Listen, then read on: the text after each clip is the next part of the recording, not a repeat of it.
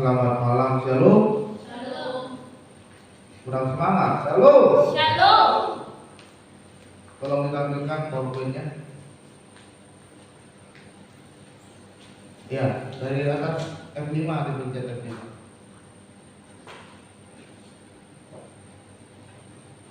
F5.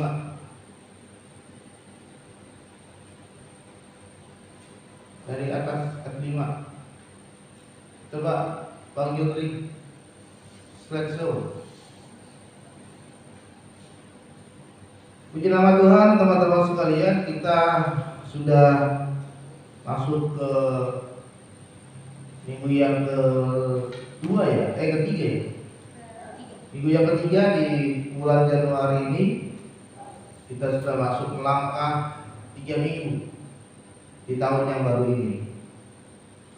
Kemarin kita sudah merayakan bagaimana suasana tahun baru dalam kehidupan kita. Kita sudah melakukan banyak kunjungan-kunjungan, ya. Mungkin ada yang kunjungan ke rumah saudara, ke tetangga, atau ke teman kerja, teman kuliah. Mungkin ada yang saling bermaaf-maafan, ya. Biasa tahun baru itu saling maaf-maafan ya. Biasanya antara yang satu dengan yang lain. Ya, malam tahun baru kami juga berkumpul di gereja, kami juga saling bermaaf-maafan, mulai dari Supri, Peter, Jimmy, Pita juga maaf-maafan, ya. Jodri ada yang nangis, ya itulah. Ya. Oleh sebab itu, saudara, teman-teman sekalian, tema firman Tuhan malam hari ini adalah bagaimana kita bisa hidup baru di dalam Kristus. Kita buka kitab kita dalam Efesus 4 ayat 17 sampai 18. Setelah itu kita lanjutkan sampai ayat ke-20. Efesus pasal 4 ayat 17 sampai 18. Demikianlah firman Tuhan, dengarkan baik-baik. Sebab itu kukatakan dan kutegaskan ini kepadamu di dalam Tuhan, jangan hidup lagi sama seperti orang yang tidak mengenal Allah, dengan pikirannya yang sia-sia dan pengertiannya yang gelap, jauh dari hidup persekutuan dengan Allah karena kebodohan yang ada di dalam mereka dan karena kedegilan hati mereka. Ayat 19, perasaan mereka telah tumpul sehingga mereka menyerahkan diri kepada hawa nafsu dan mengerjakan dengan serakah segala macam kecemaran. Tetapi kamu bukan demikian, kamu telah belajar mengenal siapa? Mengenal Kristus. Firman Tuhan katakan, jangan hidup lagi sama. Ya. Di tahun yang baru ini, di 2023, seharusnya hidup kita jangan lagi sama seperti tahun kemarin. Yang tadinya malas ibadah itu, tahun ini seharusnya dia rajin ibadah itu. Yang tadinya suka terlambat ibadah itu, seharusnya tahun ini semakin setia ibadah itu. Tadi sudah jam 7, belum ada orang. Saya suruh ke Asap naik pimpin WF. Ya. Harus belajar on time tahun ini, teman-teman. Apalagi kalian yang dari sekolah kita belajar on time. Apalagi kalian yang melayani, kalau bisa jangan jam 7 datang, jam 7 mulai jam 7 datang. Kita mengalami kemerosotan hidup, semakin merosot. Banyak teman kita yang sudah nggak hadir, Andre, Darren, Eka, banyak. Santo sudah berada. Padahal tahun-tahun kemarin itu jam 6 sore yang pelayanan sudah latihan di sini. Kita lihat tadi kan, musiknya kemana, lagunya kemana. Apakah tahun ini sama seperti tahun kemarin? Seharusnya enggak. Seharusnya tidak.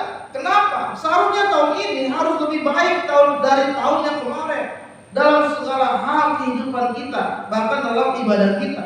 Firman Tuhan katakan, jangan lagi sama seperti orang yang tidak mengenal Allah dengan pikirannya yang sia-sia. Tahun ini teman-teman, kita jangan lagi sama dengan tahun yang kemarin. Mungkin tahun kemarin pikiran kita sia-sia, ikut ibadah yuk, ngapain sih sia-sia, ngabisin waktu, ya. Orangnya segitu-gitu aja. Yang main musik juga begitu-begitu aja, gak ada peningkatan. Ngapain sih sia-sia, makanya kan kadang datang, kadang enggak, kadang datang, kadang enggak. Kenapa? Karena pikirannya masih sia-sia. Ibadah itu seperti sebuah rutinitas saja, sehingga Kristus itu nggak ada di dalam hati kita, teman-teman. Kita tidak merasakan bagaimana Yesus itu ada di dalam hidupmu ketika kita sedang beribadah. Jika itu tahun kemarin ada di dalam hatimu, tahun ini harus berubah. Jangan lagi sia-sia ikut ibadah. Kalau saudara sia-sia, teman-teman sia-sia ikut ibadah, maka ibadah ini akan terasa membosankan dan menjenuhkan. Saya seharusnya sudah tidak lagi aktif di dalam ibadah youth karena saya sudah berkeluarga, anak saya sudah 3, lihat kan tadi sudah nangis-nangis. Tetapi kenapa saya masih aktif di ibadah youth? Karena saya berpikir ibadah ini gak sia-sia. Ibadah ini tidak sia-sia. Oleh sebab itu teman-teman sekalian, kita harus hidup baru di dalam Kristus. Dan pengertiannya yang gelap jauh dari hidup persekutuan dengan Allah. Ayat 18 berkata, pengertiannya yang gelap jauh dari hidup persekutuan dengan Allah.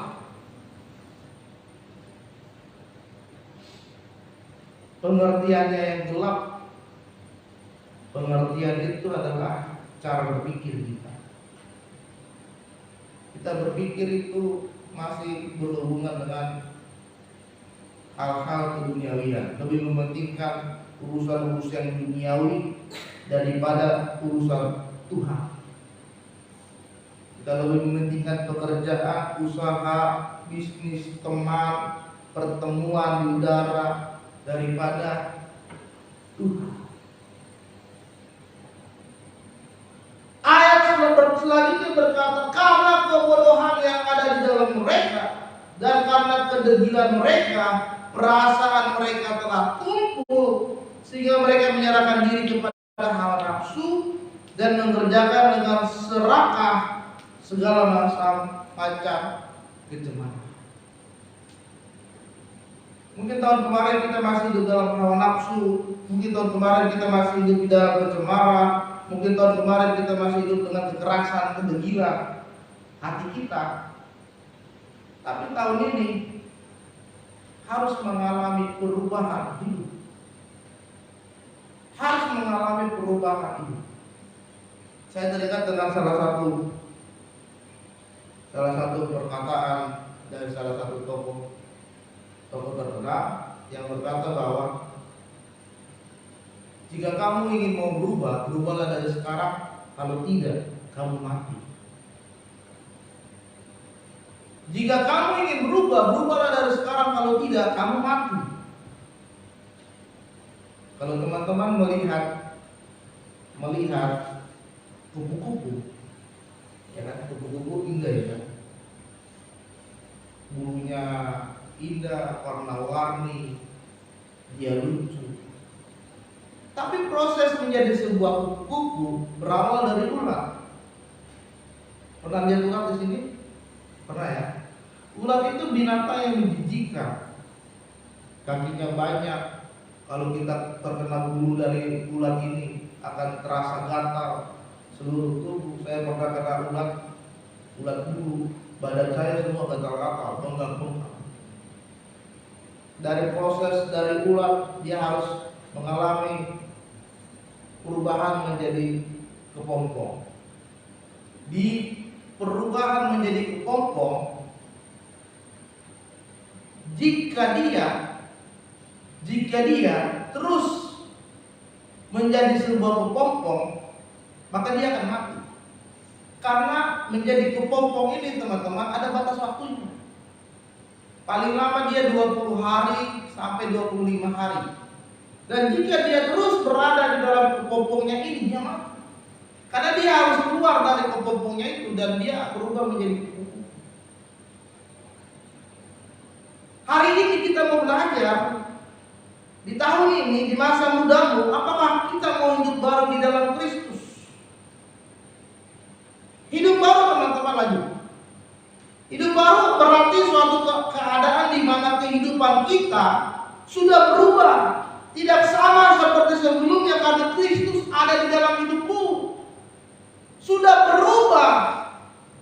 Tidak lagi sama seperti kemarin. Kenapa? Karena Yesus ada di dalam hidup kita.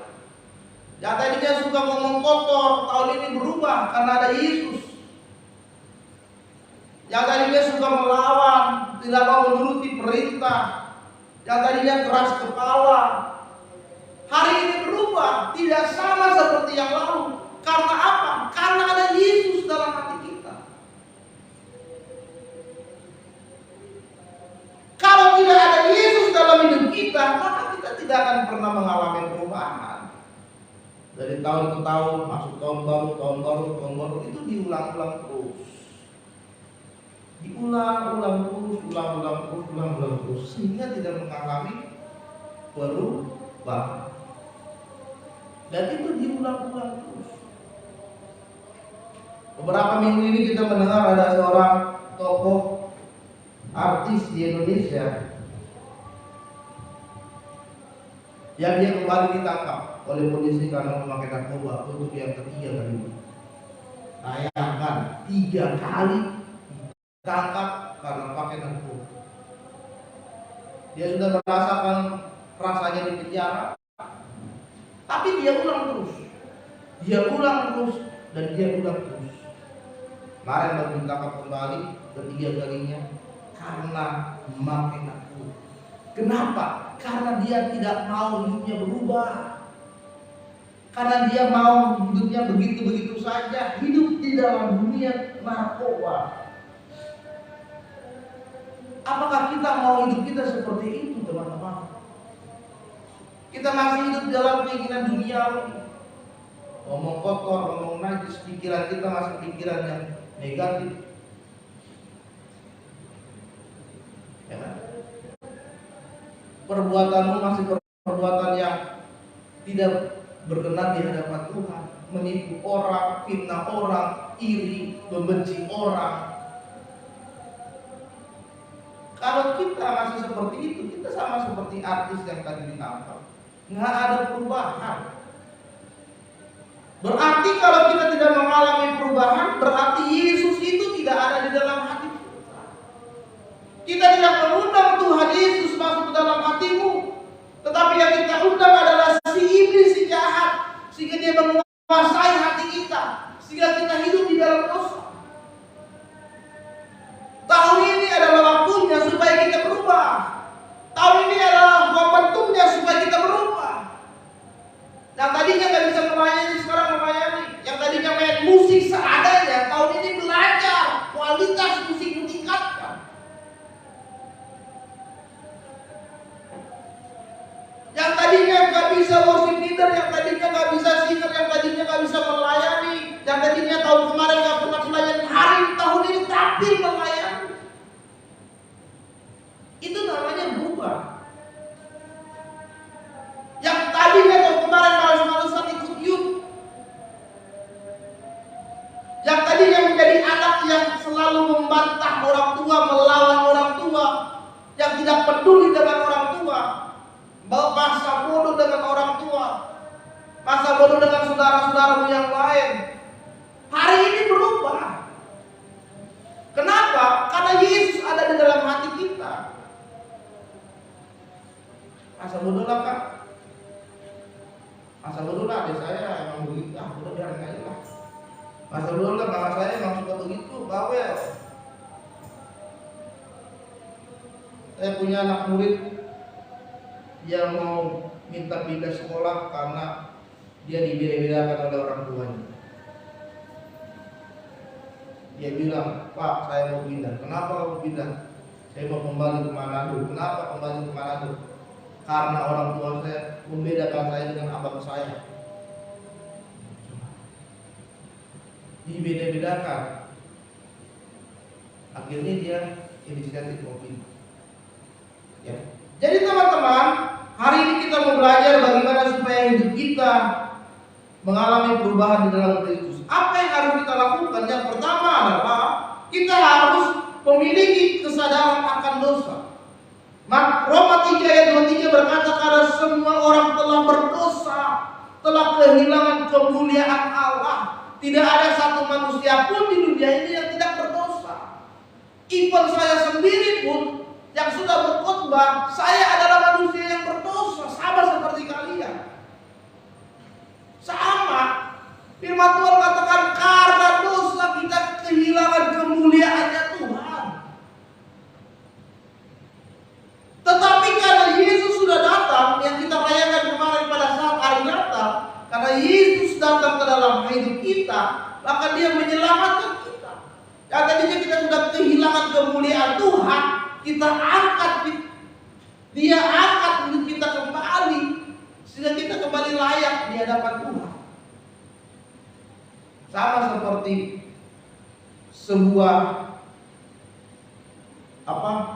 kalau saudara pernah lihat sebuah koin uang logam koin, saudara lempar ke got yang kotor, itulah hidup kita. Kita seperti itu, kotor. Karena apa? Karena dosa. Karena dosa. Lalu datang orang mengambil koin itu, dibersihkanlah koin itu, dicuci lagi koin itu, dan koin itu menjadi bersinar kembali. Dan yang membersihkan koin itu adalah Yesus itu sendiri. Dia membersihkan dosa kita, Dia membersihkan hidup kita, dan kita bersinar kembali. Tetapi banyak orang tidak menyadari itu. Sehingga pengorbanan Yesus, kelahiran Yesus hadir dalam hidup kita, kita sia-siakan. Dan kita masih hidup aja di dalam dosa. Kita masih hidup saja di dalam dosa, teman-teman.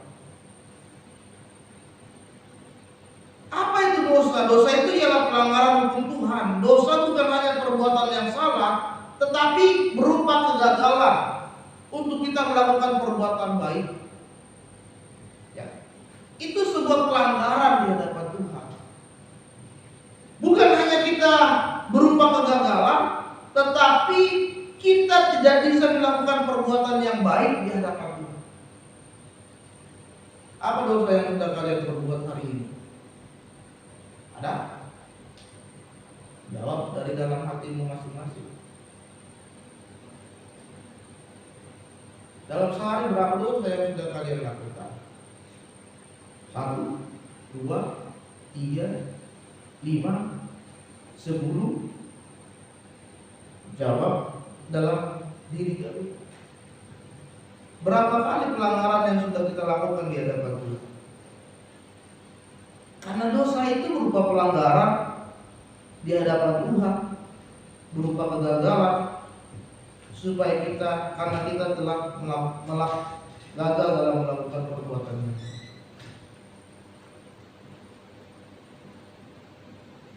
Itu pelanggaran. Lagi khotbah keluar namanya. Pelanggaran.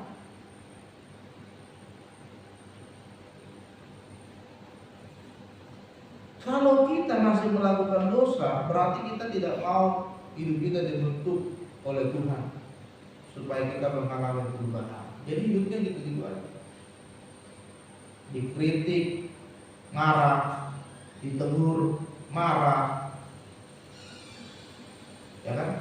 Dikasih tahu kesalahannya, marah, tidak mau diterima, maunya benar sendiri, keras kepala. Karena itu gaya-gaya anak muda zaman sekarang. Dikasih tahu kesalahannya marah, ditegur marah, dikritik marah, merasa dia paling hebat, merasa dia paling benar, merasa dia paling dibutuhkan. Padahal banyak orang yang lebih hebat dari dia. Banyak orang yang lebih bisa dari dia.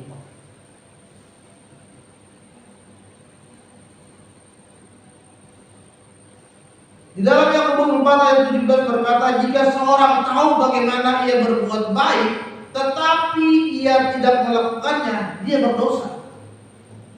Kita sudah tahu nih teman-teman, bagaimana caranya berbuat baik, tapi kita tidak melakukannya, kita berdosa. Firman Tuhan yang mengatakan seperti itu. Ya.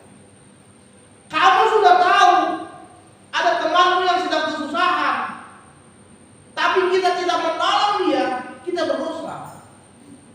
Berdosa loh. Ya. Kita sudah tahu nih kalau teman kita butuh pertolongan. Kita sudah tahu nih teman kita sedang susah. Kita sudah tahu teman kita sedang sakit. Tapi kita diam. Yakobus berkata, dosa. Untuk apa kita belajar firman Tuhan tapi kita tidak melakukannya? Untuk apa kita menjadi orang Kristen berpuluh-puluh tahun, kita ikut ibadah, kita dengar khotbah, kita dengar firman Tuhan, tapi kita tidak melakukannya? Iya, berdosa.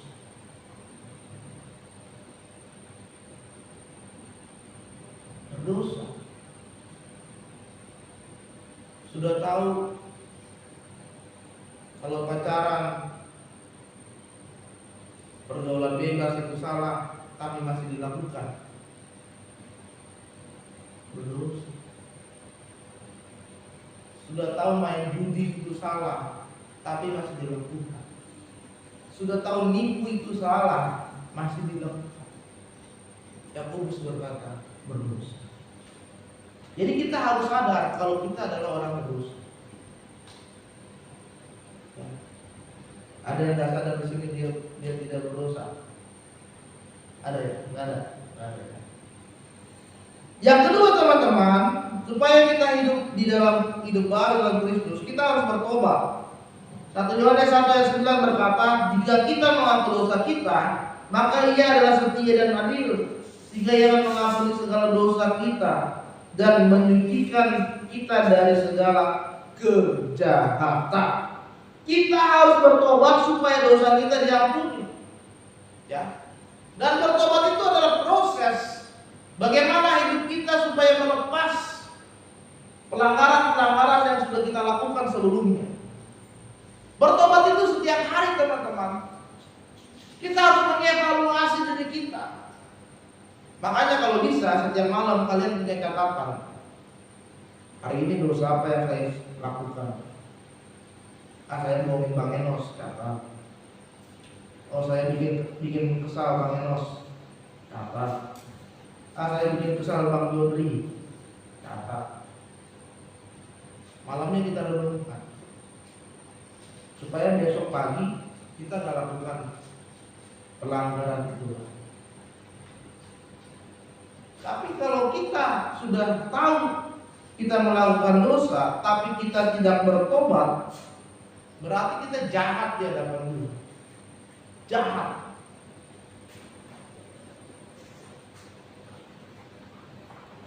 Saudara tahu orang jahat? Orang jahat itu kan dia sudah tahu, misalkan membunuh itu salah, tapi tetap dia lakukan, jahat.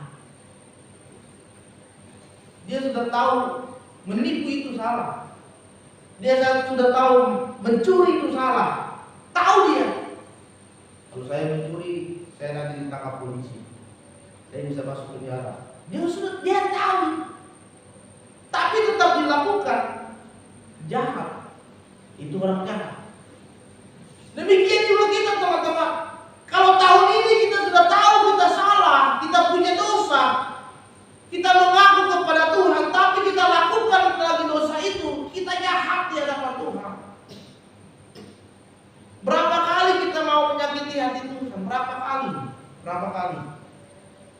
berapa kali dan berapa kali.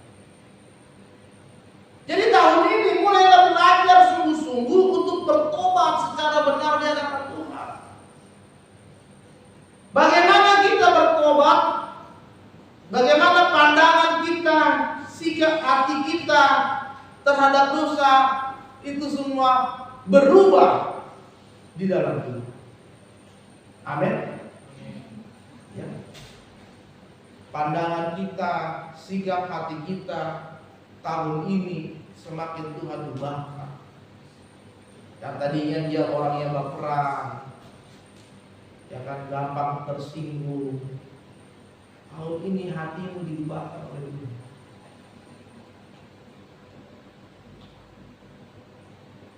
Itu butuh proses.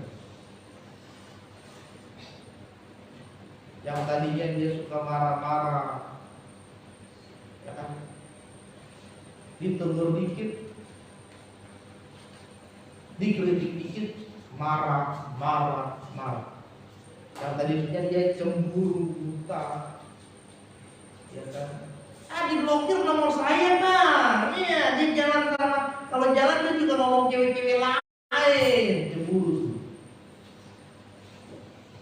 Ya. Pacar saya sekarang blokir nomor saya lagi, aduh pusing. Minum paracetamol. Datang ke gembala ada paracetamol nggak?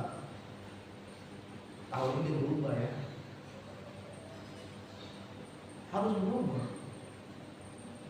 harus mengalami perubahan supaya kita bisa menjadi kupu-kupu tadi. Teman-teman, ketika ketika Raja Daud melakukan dosa, ya, dia mengambil istri dari anak buahnya yang bernama Uria, lalu dia membuat rencana pembunuhan sehingga Uria itu meninggal. Ini istrinya diambil. Dan ketika itu Tuhan mengutus Nabi Nathan untuk menegur dia. Ya. Ketika itu Nabi Nathan bertemu dengan Raja Daud dan Nabi Nathan berkata, Daud, kamu sudah melakukan hal yang tidak menyenangkan di hadapan Tuhan. Bertobatlah. Maka apa yang menjadi respon Daud? Pada saat itu dia langsung mengoyakkan jubah kebanggaannya dan dia berlutut di tanah. Dia berdoa kepada Tuhan. Karena Nabi Nathan berkata, Tuhan akan mengutuk engkau dan bayi yang dilahirkan oleh istri yang sudah kamu ambil, dia akan mati. Daud mengoyakkan jubah kerajaannya yang megah itu. Dia berlutut di tanah, dia meminta ampun sama Tuhan, dia memohon sama Tuhan, Tuhan, kalau boleh biarkanlah bayi itu. 7 hari lamanya Daud berlutut, dia puasa, dia berdoa, berseru. Apa yang terjadi? Bayi itu tetap apa Sofi? Baterainya.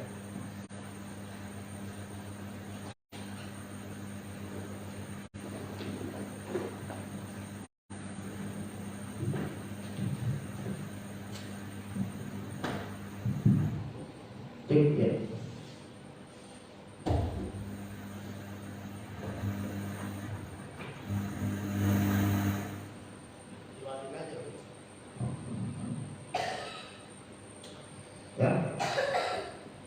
Baik itu mati teman-teman. Daud sudah berdoa, sudah berseru, memohon sama Tuhan, tetap mati. Baca nanti 2 Samuel, kitab 2 Samuel, di situ dijelaskan di sana. Lalu setelah dia mendengar kabar bahwa bayinya mati, dia berdiri, dia bangkit, dia membersihkan dirinya, dia mandi, lalu dia mati. Nathan menegur Daud.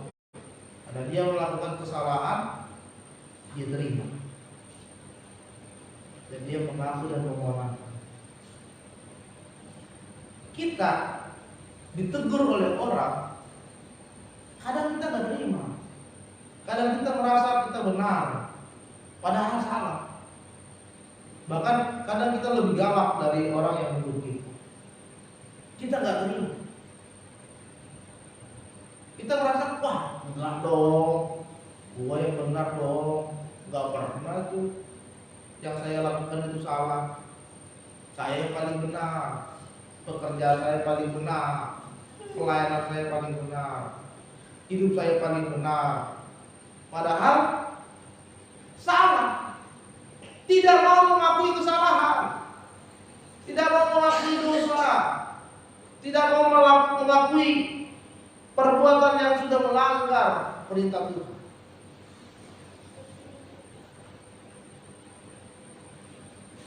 Tetapi kita bisa lihat Daud, dia mengakui kesalahan. Itulah sebabnya kenapa Daud masih dipakai. Jadi teman-teman, jika mau berubah, bertobatlah, sungguh-sungguh di hadapan Tuhan. Jangan diulang lagi kesalahan-kesalahan yang lama. Apalagi waktu saudara dalam tahun baru, saudara minta maaf ke semua orang, lalu saudara ulangi lagi. Tapi hari ini kita mau belajar untuk bertobat. Amin. Yang ketiga dan yang terakhir, bagaimana supaya hidupmu baru dalam Kristus? Kita harus memiliki iman yang benar. Roma 5 ayat 1, sebab itu kita yang dibenarkan karena iman, kita hidup dalam damai sejahtera dengan Allah oleh karena Tuhan kita Yesus Kristus. Tahun ini iman kita harus semakin benar di hadapan Tuhan. Saya punya anak murid, dia beragama Kristen, tapi dia berpacaran dengan yang berbeda. Dia bilang, Pak, saya kan suka sama dia. Pak, ini kan urusan saya, yang pacaran kan saya di tengah.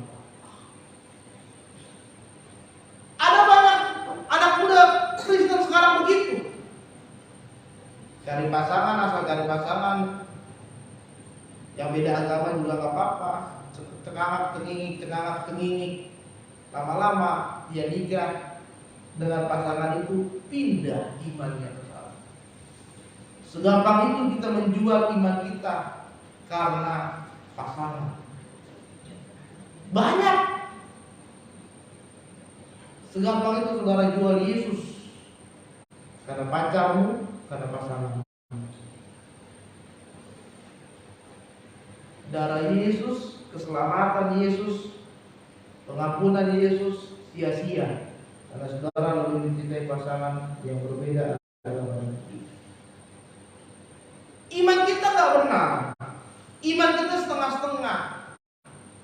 Iman kita iman tempe, tahu iman tempe? Ya. Di luarnya doang kelihatan bagus tuh tempe. Tapi pas di dalamnya, wah. Iman tempe. Banyak anak muda seperti itu. Padahal kita Roma berkata kita dibenarkan oleh iman, kita hidup dalam damai sejahtera dengan Allah karena Tuhan kita Yesus Kristus. Setiap orang yang beriman kepada Tuhan, firman Tuhan katakan Tuhan akan berikan damai sejahtera di dalam kehidupannya karena Yesus ada di dalam hidupnya. Tidak punya pekerjaan, tetap damai sejahtera. Gajinya pas-pasan, tetap damai sejahtera. Ya, kuliahnya juga sedang empot-empotan, cari uang kuliah susah, kerjaan skripsi susah, tetap damai sejahtera. Usaha murat-marit, naik turun, rugi terus, tetap damai sejahtera. Punya masalah yang banyak di depan mata, ada masalah yang besar, tetap damai sejahtera. Karena Roma berkata karena iman di dalam Yesus kita memiliki damai sejahtera. Teman-teman terkasih dalam nama Tuhan, beriman kepada Yesus berarti kita menyerahkan semuanya kepada Dia. Kita menyerahkan diri kita, dosa kita, hidup kita, masa depan kita, bahkan semua yang ada di dalam diri kita serahkan semuanya ke dalam tangan Tuhan. Ya, jangan takut kalau saudara sudah memiliki iman yang benar di dalam Yesus. Masa depan saudara, hidup saudara, semuanya di dalam diri saudara, serahkan semuanya ke dalam tangan Tuhan, maka Dia akan memberikan harapan yang terbaik. Masalahnya sekarang apakah kita sudah menyerahkan semuanya ke dalam tangan Tuhan? Kadang kita masih ragu-ragu. Tuhan, saya mau kuliah, belum bayar uang kuliah Tuhan. Kita berdoa, Tuhan, saya serahkan semuanya ke tangan. Bentar lagi, gimana ya? Aduh, udah ditanya-tanya dosen. Bayar uang kuliah, banyak tunggakan. Sebentar lagi, aduh gimana? Telepon sana, telepon orang tua, telepon kampung, tanya temennya bisa nggak bantu bayar uang kuliah? Lalu tanya orang lain bisa nggak bantu? Padahal awal doanya dia berkata, Tuhan saya serahkan semuanya ke dalam tangan-Mu untuk kuliah saya. Setelah itu dia bingung lagi, cari sana, cari sini, cari sana, cari sana, cari sini. Yang namanya beriman teman-teman, kita serahkan semuanya kepada Yesus sebagai Tuhan dan Juru Selamat dalam hidup kita. Biarkan Tuhan yang nanti menentukan dan merancang dalam hidup kita. Kalau kita sudah menyerahkan dalam Yesus, pasti Tuhan akan tunjukkan dalam waktu yang tepat rencananya yang indah dalam hidup kita. Amin. Jadi jangan takut, milikilah iman yang benar. Sesudah kita mempercayakan kepada Kristus, kita akan memperoleh damai sejahtera. Karena dalam 2 Korintus 5 ayat 17 berkata, siapa yang ada dalam Kristus, ia ada ciptaan baru, yang lama sudah berlalu, sesungguhnya yang baru sudah datang. Yang lama sudah berlalu, sesungguhnya yang baru sudah datang. Yang lama itu teman-teman jangan kita pakai lagi. Kita sudah pakai yang baru, hidup yang baru di dalam Yesus. Itu yang kita gunakan. Jangan kita pakai lagi yang lama. Kalau teman-teman punya baju yang lama, terus kita pakai lagi, rasanya gimana? Warnanya sudah luntur, ya kan? Sudah kesempitan. Apalagi yang tahun baru, banyak makannya, kesempitan, gitu kan? Keteknya sudah bolong-bolong, ya kan? Sudah bau. Apa kita mau pakai baju itu lagi? Masih mau pakai baju yang lama? Ya, kita masih mau pakai baju yang lama. Iya, masih mau kali. Enggak ya? Demikian juga hidup kita. Jangan lagi kita pakai hidup yang lama, hidup yang penuh dosa, hidup yang membangkang, hidup yang suka melawan, ya, hidup yang tidak taat, hidup yang tidak setia, hidup yang keras kepala. Jangan dipakai lagi yang seperti itu sekarang. Sekarang kita mau pakai yang baru, yang mengasihi banyak orang, yang peduli dengan banyak orang, yang mengampuni, yang tidak menyimpan dendam, yang semangat dalam melayani, sungguh-sungguh datang beribadah di gereja, sungguh-sungguh cari Tuhan. Itu yang mau kita pakai sekarang. Kalau kita masih pakai hidup kita yang lama, berarti Yesus itu belum sungguh-sungguh ada sepenuhnya dalam hidup. Artinya kita masih terikat dengan cara hidup yang lama. Oleh sebab itu teman-teman yang terkasih dalam Yesus, mulailah hidup baru di dalam Kristus dari sekarang. Kita harus sadar akan segala dosa kita. Kita bertobat sungguh-sungguh. Dan namanya bertobat itu jangan hanya di mulut. Yang namanya bertobat harus di dalam tindakan dan perbuatan. Jangan cuma mulut, ya bang, saya bertobat, gak ulang-ulangin lagi. Besoknya udah denger telepon-teleponan sama cowok-cowok yang lain. Bang, saya bertobat, saya mau pelayanan sungguh-sungguh. Besoknya udah nggak datang gereja. Oleh sebab itu teman-teman terkasih dalam nama Tuhan, malam hari ini kita mau belajar supaya kita hidup baru dalam Kristus. Amin. Ada untuk firman Tuhan, mari kita berdiri.